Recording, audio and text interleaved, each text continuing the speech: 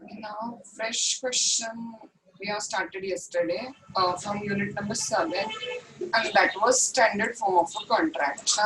Just a minute, revision. See, standard form of contract, we have discussed that in our routine regular contract, which we make with the menu. Okay, suppose I have the cloth shop. Okay, I'm going to bargain differently with my different customers. Okay, I have a grocery shop.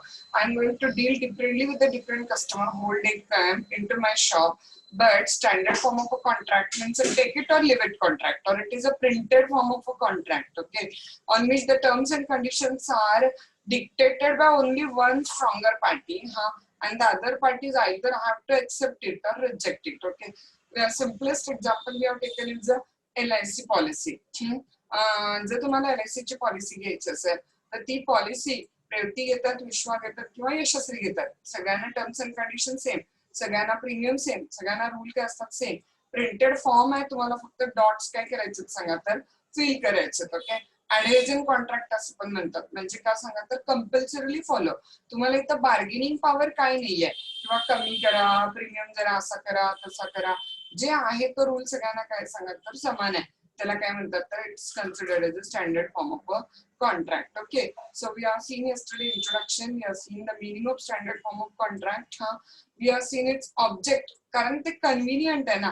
विचार करा, LICच्या दिवसभरामध्ये लाखो policies जात असते, प्रत्येक customer बरोबर वेगळं deal करायचं, वेगळं डिस्कशन करायचं, आणि प्रत्येक कस्टमरचा फॉर्म वेगळा परत टाईप करायचा, म्हणजे इमॅजिन करत त्यांना अजून लाखभर एम्प्लॉईज वाढवायला लागतील, ओके. सो फाईन प्रिंटेड राहिलं ते की काय होते सांगा तर कन्व्हिनियन्स आहे ते प्रिंटेड फॉर्म मध्ये असलं की, आणि एकच पार्टीला अधिकार आहे टर्म्स डिक्टेट करायचा, दुसऱ्या पार्टीला काय सांगा तिथं take it or leave it, त्या टर्म्स मान्य असतील घ्या, मान्य नसतील सोडून द्या तिथं, okay.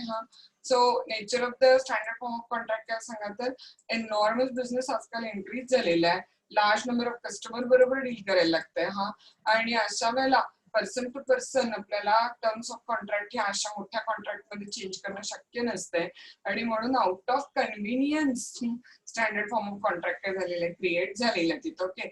Insurance contract, railway college contract, even dry क्लिनरची रिसिप्ट, त्याच्या मागच्या टर्म्स अँड कंडिशन सगळ्यांना काय असतात सांगा सेम, लॉटरी तिकीट, त्याच्या मागच्या टर्म्स अँड कंडिशन सगळ्यांना काय असतात सांगा same, okay. So that is considered as a standard form of a contract, okay.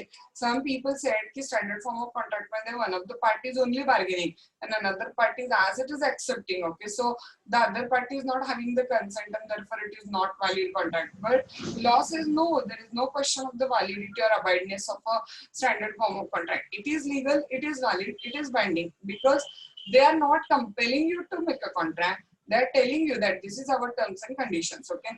If you accept it, take it, and if you did not accept it, don't take it. So they are not forcing us to make a contract now. So therefore they have given us a freedom to watch the terms and contract, to read the terms and contract, and if you agree with the terms and contract, then make a contract with us, okay. So there is no issue about illegality of the standard form of contract. Yes, they are legal, they are binding. Then we have started the next point, protection to the individual in the standard form of a contract, and I have told you there may be a question judicial protection, instead of only word protection. मग आता हे काय तर नवीन आलं असं नाही समजायचं, protection म्हणजेच ते ज्युडिशियल प्रोटेक्शनच आहे इथं, का सांगा कारण केस लॉज डिस्कस करायचं. नंबर 1 काय डिस्कस केलेलं बघा फटाफट, there should be a reasonable notice of the contractual term, म्हणजे जनरली बघा जिथं टर्म्स अँड कंडिशन्स लिहिलेले असतात की नाही, मेन जो कॉन्ट्रॅक्ट असतो तिथे लिहिलेलं असतं बघा, see terms and conditions, subject to terms and conditions, PTO, म्हणजे त्या बॅक साइडला बघण्यासाठी म्हणून पीटीओ लिहिलेलं असतं.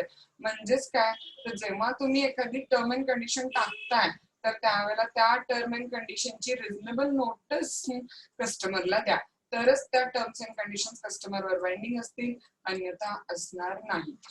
एक ट्रिपचं तिकीट होतं, त्याच्या फ्रंट पेजला फक्त डब्ल्यू टू व्हाईट एवढंच लिहिलेलं होतं, टर्म्स अँड कंडिशन्स बॅकला बघा असं लिहिलेलं नव्हतं तिथं, आणि मग बॅक साइडला लिहिलेलं की ट्रॅव्हलिंग मध्ये जर तुमचं लगेज किंवा तुम्हाला काय झालं तर company will not be responsible. आता काय होतंय तर फ्रंटला काय इंडिकेशन नव्हतं, त्यामुळे त्यांना बॅकला काय बघितलं नाही ट्रॅव्हलरनं एचनं, आणि त्याचं सामान चोरीला गेलं तर कंपनीने लायबल धरतोय, पण इट वॉज हेल्ड की company will be liable and he will be entitled to recover the loss, कारण त्या टर्म्स अँड कंडिशन बघा, त्याचं रिझनेबल नोटीस काय केलेलं नव्हतं, सांगा तर दिलेलं नव्हतं. नंबर 2, तुम्ही ज्या काही टर्म्स अँड कंडिशन्स लावणार आहे त्या कॉन्ट्रॅक्ट करायच्या आधी किंवा कॉन्ट्रॅक्ट करताना सांगायला पाहिजे. कॉन्ट्रॅक्ट केल्यानंतर टर्म्स अँड कंडिशन सांगितल्या तर त्या बाइंडिंग असणार नाही.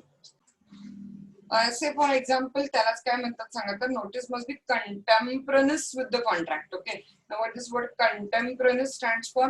The notice must be given either before the making of the contract or notice must be given at the time of the making of the contract. Okay, notice given after the contract is not binding on the customer. Okay, तर या हॉटेलच्या contract मध्ये hotel book केलं, पैसे पे केले आणि hotel room मध्ये ते नवरा बायको गेले, हसबंड वाईफ गेले, and then they come to know the notice on the room written that the hotel authorities will not be responsible for the loss of the luggage of the customer. Okay, and the customer's luggage was lost from the room and they held the hotel management liable. Hotel management said we have displayed the notice, but court said that the notice has been displayed after making of the contract and therefore it is not binding, and therefore the hotel management was held to be liable for the paying of the loss for the damages for the loss of luggage. Okay, now third point is that one.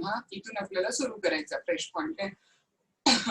Fundamental breach of the contract is the next point we are going to discuss. Okay, in a standard form of a contract, fundamental breach of the contract is the next point ज्याच्यामध्ये judicial protection दिलेले आहे. आता fundamental breach of कॉन्ट्रॅक्टला जायच्या आधी मी तुम्हाला एक interesting example सांगते काय, म्हणजे तुम्हाला हा पॉईंट एका मिनिटाच्या आत काय होईल क्लिअर होईल की फंडामेंटल ब्रीच ऑफ कॉन्ट्रॅक्ट म्हणजे काय असेल.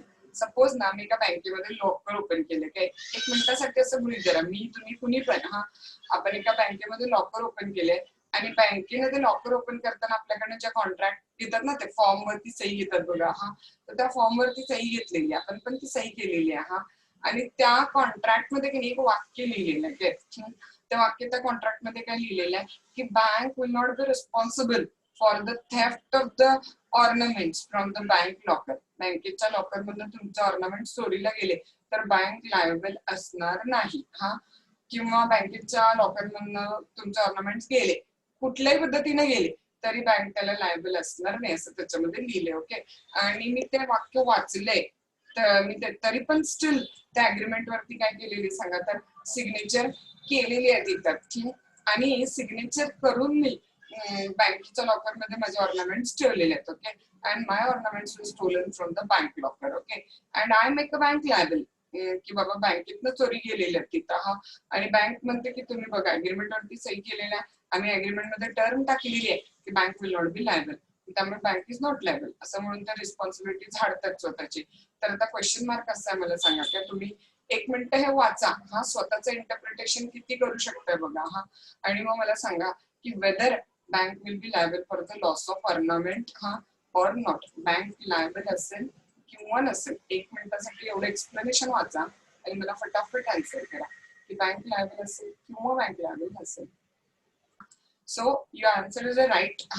Bank will be liable in this particular case. Why bank will be liable?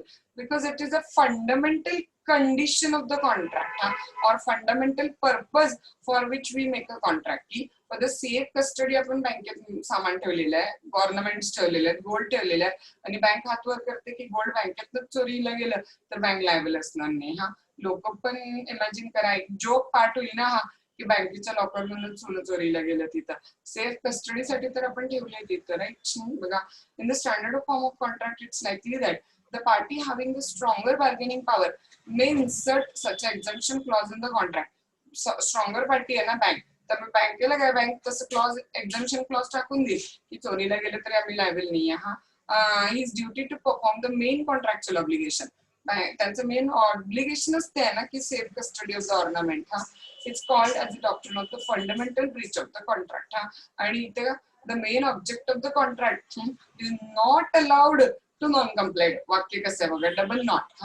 Not allowed to non complied म्हणजे मेन कंडिशनच तुम्ही कम्प्लाय करणार नाहीये, हे तुम्हाला कसं अलाउड असेल तिथं.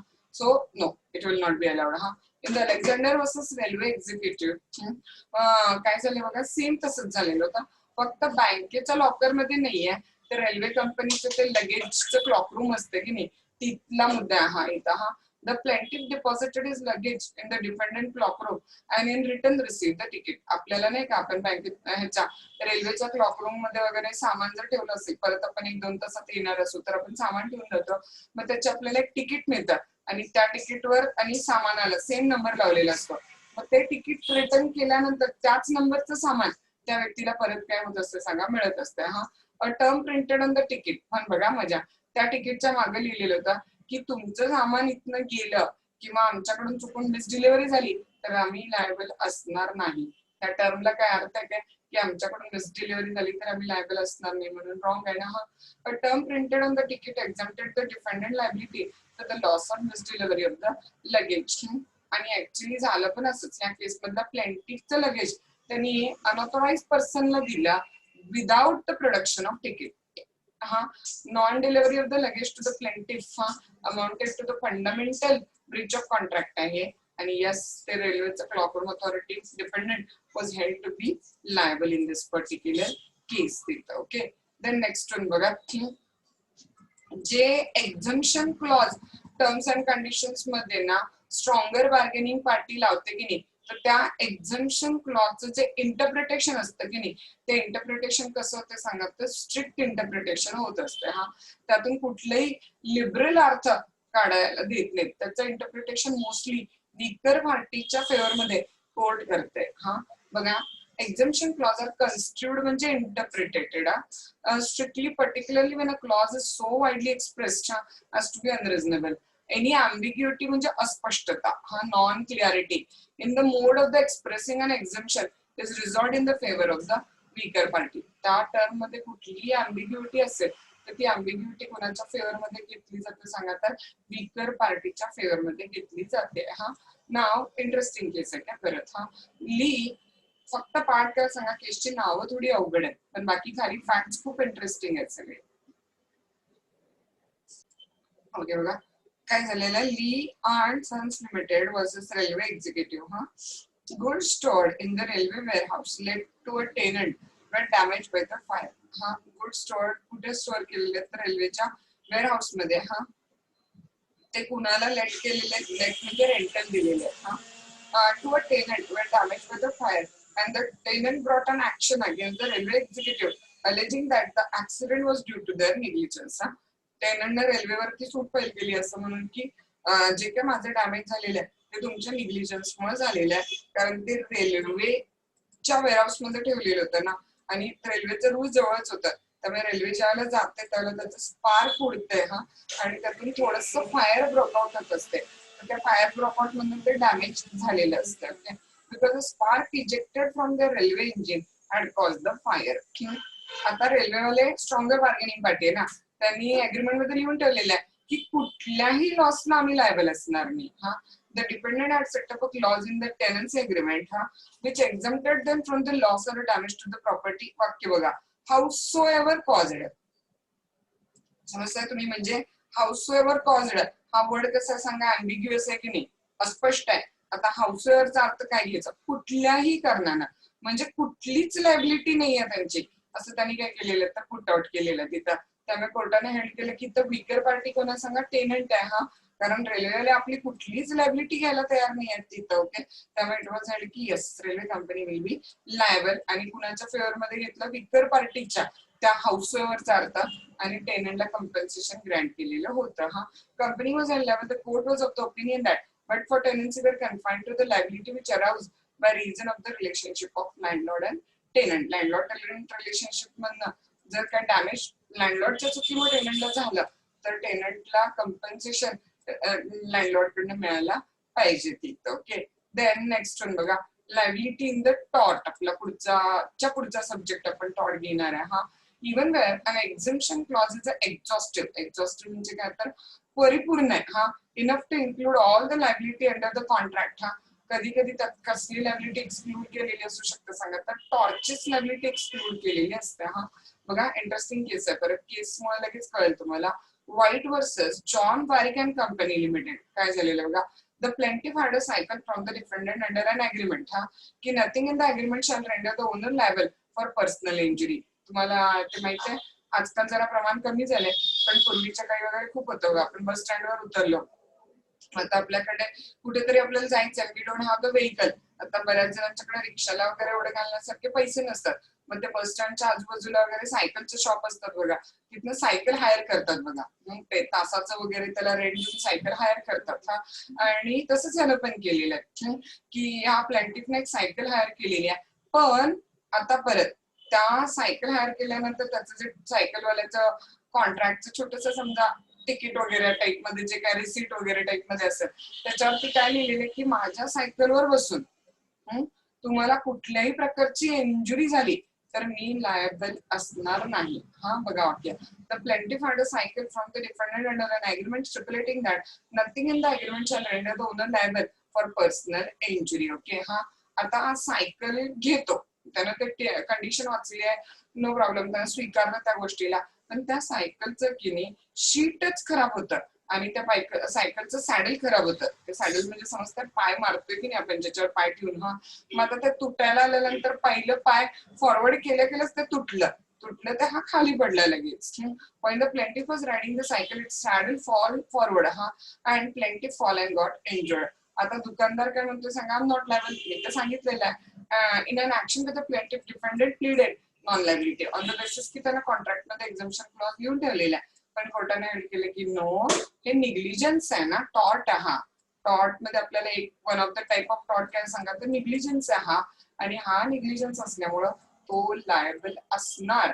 कारण तुम्ही सायकल रेंटल देता, समोरच्या माणसाला काय माहित असणार तुमच्या सायकल मध्ये काय फॉल्ट आहे, तर तुम्ही ते बघून द्यायला पाहिजे ना, सायकल चेक करून द्यायला पाहिजे तिथं. हा exemption clause excluded contractual liability of defended where they still remain liable. कशाला लायबल आहे सांगा तर कॉन्ट्रॅक्ट मध्ये नसले तरी टॉर्ट मध्ये लायबल आहे.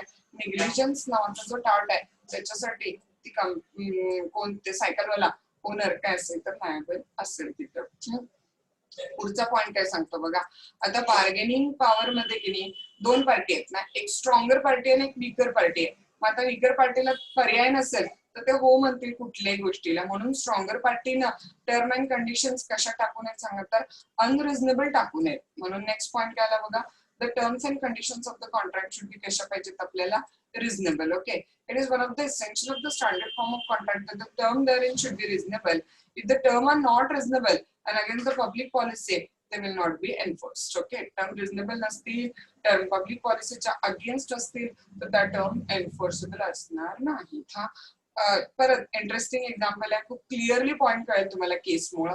In a central inland water transport company limited versus ब्रोजना. काय झालंय बघा आता, one of the clause in the contract of employment, जॉबचं कॉन्ट्रॅक्ट आहे तर त्या एम्प्लॉयमेंट कॉन्ट्रॅक्ट मध्ये टर्म काय होती बघा, हा employer could terminate the service of permanent employee by giving a 3-month notice or a 3-month salary. Permanent employees अर्थ करता, एकदा परमनंट झाल्यानंतर तुम्ही कुठलं तरी इनडिसिप्लिन केलं किंवा काहीतरी इलिगल केलं तरच काढता येत आहे, नाहीतर असं एम्प्लॉयरच्या मनात येईल त्यावेळेला एम्प्लॉयर परमनंट एम्प्लॉईला काढू शकत नाही. लक्षात घ्या, हे अनरिझनेबल आहे ही टर्म, की परमनंट एम्प्लॉईला सुद्धा एम्प्लॉयर वाटेल तेव्हा 3 महिन्याचा पगार दिला आणि काढून टाकला असं काढू शकतो. ही टर्मच अनरिझनेबल आहे. हा in accordance with the clause service of the respondent ब्रोजनाथन another 3 were terminated by giving a check of 3 month salary. मग त्यांनी सूट फाईल केली, कोर्टाने हेल्ड केलं की नाही, हे सरळ सरळ इनइक्वालिटी ऑफ बार्गेनिंग पॉवर आहे, ही टर्म अनरिझनेबल आहे. आपल्या इंडियन कॉन्ट्रॅक्ट ऍक्टच्या सेक्शन 23 खाली हे वॉइड होईल, कारण हे कॉन्ट्रॅक्टच्या टर्म्स कशात सांगा तर अनरिझनेबल आहे तिथं. ओके, हा देन नेक्स्ट वन बघा, liability towards the third party. तुम्ही कॉन्ट्रॅक्ट करून त्या व्यक्तीच्या टुवर्ड्स लायबिलिटी डिनाय करू शकताय, पण तुमच्या चुकीमुळं जर एखाद्या थर्ड पार्टीला काही लॉस झाला तर त्याची लायबिलिटी डिनाय करता येत नाही. It's important in the principle of the law of contract that the contract is between only 2 party. हा थर्ड पार्टी ते एन्फोर्स करू शकत नाही तिथं. ओके, no third party can either enjoy any right or suffer liability under the it, and this rule is applicable to the standard form of contract also. पण तुमच्या चुकीमुळे थर्ड पार्टीला काय झालं तर थर्ड पार्टी ऍक्शन घेऊ. ओके, पण third party directly कुणावर सूट फाईल नाही करू शकणार सांगा तर जो पार्टी टू कॉन्ट्रॅक्ट नाहीये त्याच्यावरती सूट फाईल करू शकणार नाही.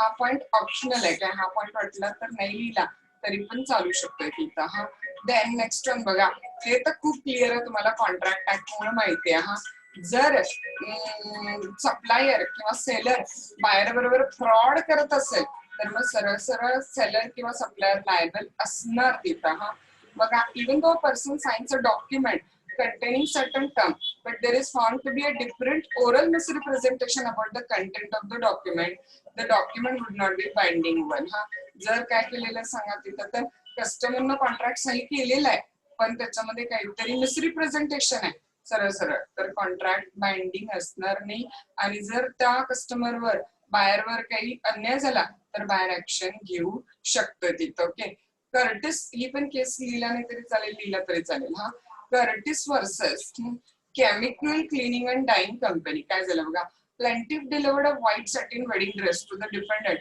for cleaning. She was asked to sign a receipt which made her responsible for any damage, beds and spins, which she did without reading the receipt. Now the receipt contained a clause excluding the company from a damage to the dress. बघा, त्या ड्रेसला काही जरी झालं तरी company liable असणार नाही असं कंपनीने रिसिप्ट वरती लिहिलेलं आहे. ड्रेस कशासाठी दिलाय तिनं, ड्रायक्लिनर कडे क्लिनिंग साठी दिलेलं आहे. हा when the dress was written there was a satin on it. Dress return झाल्यानंतर त्याच्यावर चुरगाळ्या पडलेल्या होत्या काय तिथं. हा when plaintiff sought for damages defendant pleaded the exemption.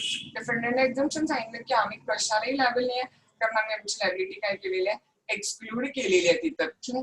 even though the acceptor had signed the document the defendant were held liable and the reasoning was a party to a contract cannot rely on the exclusion clause to avoid the liability or misrepresentation or fraud. हा बघा, इथं सरळ सरळ त्यांनी काय चूक केलेली असणार आहे म्हणून त्याच्यावरती सॅटिन पडलेलं आहे तिथं आणि असं 100% लायबिलिटी त्यांना एक्सक्लूड करतात नाही. हा तुमच्या कपड्याचा कलर गेला आम्ही लायबल नाही आहे, दॅट्स फाईन. हा पण काही जरी झालं आमच्याकडनं तरी आम्ही लायबल नाही आहे. एक्झम्पशन क्लॉज काय सांगाल तर नॉट अलाउड क्लॉज आहे तिथं. सो या सगळ्या केसेस मध्ये लॉ ना वीकर पार्टीला प्रोटेक्ट केलेलं. Okay, so according to judicial protection there should be reasonable notice of the contractual term.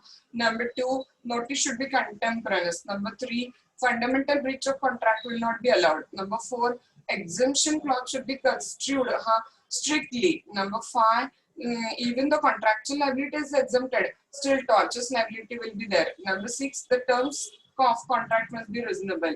Number 7, liability towards the third person. And number 8, even though contractual liability is exempted, but if you done some misrepresentation or fraud, you will be still held to be liable for the breach of the basic condition of the contract. Okay, and the last point is the statutory protection in the standard form of contract. इंग्लंडमध्ये काही स्टॅट्यूट आहेत पण आपल्याकडे इंडियामध्ये अजून पण फक्त Indian contract ऍक्टचा section 23 तेवढं ऍप्लिकेबल होतं. एवढंच लिहायचं, बाकी काही नाही. To avoid undue advantage by the one party or another. इंग्लंडमध्ये बघा मिसरिप्रेझेंटेशन ऍक्ट आहे, रोड ट्रॅफिक ऍक्ट आहे, ट्रान्सपोर्ट ऍक्ट आहे, customer safety consumer safety act आहे. हा पण आपल्याकडे इंडियन लॉ मध्ये unlike England there is no specific law in India on the question of exclusion of the contractual liability of standard form. However, courts strike the unconsignable म्हणजे unreasonable bargain section 16 खाली undue influence ला आणि section 23 खाली contract oppose to public पॉलिसीच्या बेसिसवर तेवढं law काय करतं तर अनइक्वल बार्गेनिंग पॉवर मधल्या वीकर पार्टीला प्रोटेक्ट करते ते. ओके, त्यामुळे स्टँडर्ड फॉर्म ऑफ कॉन्ट्रॅक्ट वरती आपल्याकडे आज कुठले स्पेशल लॉ नाही आहे.